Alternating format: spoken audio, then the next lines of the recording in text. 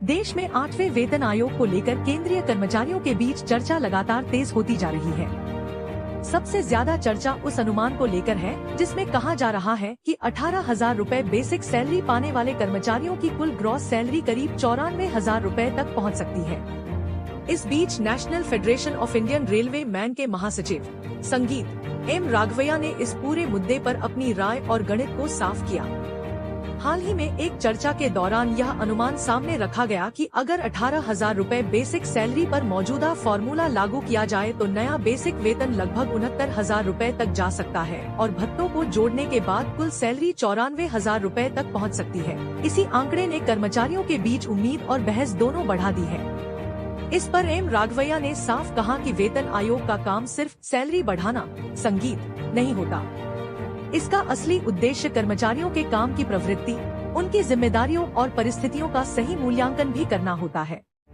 उनका कहना है कि देश में लाखों केंद्रीय कर्मचारी ऐसे हैं जो बेहद कठिन परिस्थितियों में काम करते हैं और उनकी मेहनत को केवल वेतन के आंकड़ों से नहीं मापा जा सकता।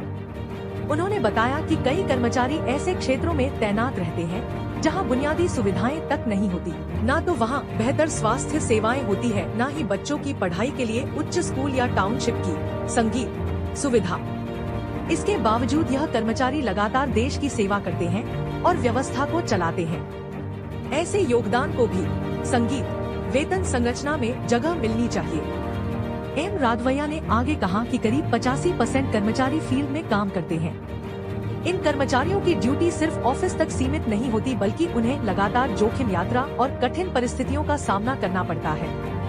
इसलिए वेतन तय करते समय इन सभी पहलुओं को भी ध्यान में रखना जरूरी है। उन्होंने रेलवे कर्मचारियों का उदाहरण देते हुए कहा कि ट्रैक मेंटेनेंस करने वाले कर्मचारी हर दिन कई किलोमीटर पैदल चलकर पटरियों की जांच करते हैं, भारी उपकरणों के साथ काम करते हैं। छोटी सी गलती भी बड़े हादसे का कारण बन सकती है। कई बार इन कर्मचारियों की जान भी खतरे में पड़ जाती है, लेकिन फिर भी वे अपनी जिम्मेदारी निभाते हैं।